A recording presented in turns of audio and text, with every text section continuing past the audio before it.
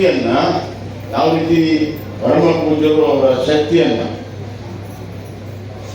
ಭಕ್ತರ ಮನಸ್ಸಿನಲ್ಲಿ ಪರಿವರ್ತನೆ ಮಾಡಿ ಆ ಶಕ್ತಿಯನ್ನು ನಿಮಗೆ ಮತ್ತೆ ವಾಪಸ್ ಕೊಡ್ತಾ ಇದ್ದಾರೆ. ಅದೇ ರೀತಿ ಕೂಡ ನಾನು ಕೂಡ ಮಾಡಬೇಕನ್ನುವಂಥ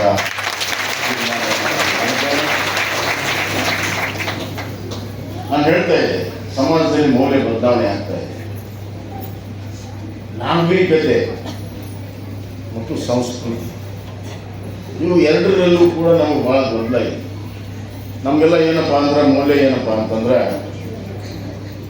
ಯಾರ ಮನೆಗೆ ಕಾರಿದೆ ದೊಡ್ಡವ,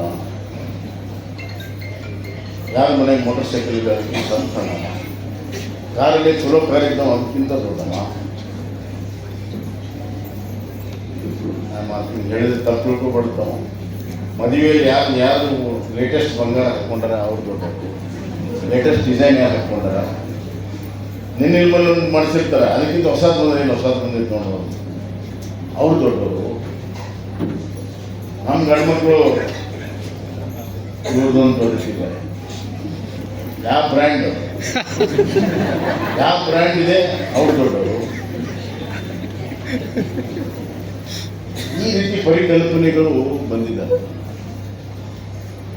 ನಾಗರಿಕತೆ ಸಂಸ್ಕೃತಿ ಅಲ್ಲ, ಆರ್ಥಿಕವಾಗಿ ಬೆಳವಣಿಗೆ ಆಗಬೇಕು. ಅದು ಮನುಷ್ಯನ ಸಹಜ ಗುಣ. ಬೆಳೀಲಿ, ಆರ್ಥಿಕವಾಗಿ ಚೆನ್ನಾಗಿರ್ಬೇಕು, ಸುಖವಾಗಿರ್ಬೇಕು, ಮಕ್ಕಳು ಚೆನ್ನಾಗಿರ್ಬೇಕು, ವಿದ್ಯಾವಂತರಾಗಬೇಕು, ನಾವು ಕೂಡ ಚೆನ್ನಾಗಿರ್ಬೇಕು. ಅದು ಒಂದು ಭಾಗ. ನಮ್ಮ ಹತ್ರ ಏನಿದೆಯೋ ಅದು ನಾಗರಿಕತೆ. ನಮ್ಮ ಹತ್ರ ಏನಿದೆಯೋ ಅದು ನಾಗರಿಕತೆ.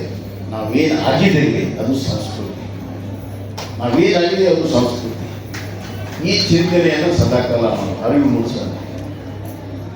ಭಗವಂತ ನಮ್ಗೆ ಇಷ್ಟೆಲ್ಲ ಕೊಟ್ಟಿದ್ದಾನೆ, ಅದು ನಾವೇನಾಗಿದ್ದೇವೆ. ಅದಕ್ಕೆ ಹೇಳಿದರು, ದೇವಸ್ಥಾನಕ್ಕೆ ಹೋಗಿ ಎಲ್ಲ ಕೊಟ್ಟಂತ ಭಗವಂತ ನಾವೇನು ಕೊಡಬಹುದು ಅನ್ನೋದನ್ನ ಚಿಂತನೆಯನ್ನು ಮಾಡಬೇಕು.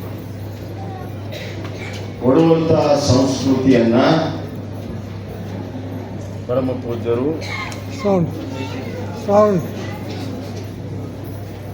ಪೂಜ್ಯರು ಕೊಡುವಂತಹ ಸಂಸ್ಕೃತಿಯನ್ನ ಈ ಸಮಾಜದಲ್ಲಿ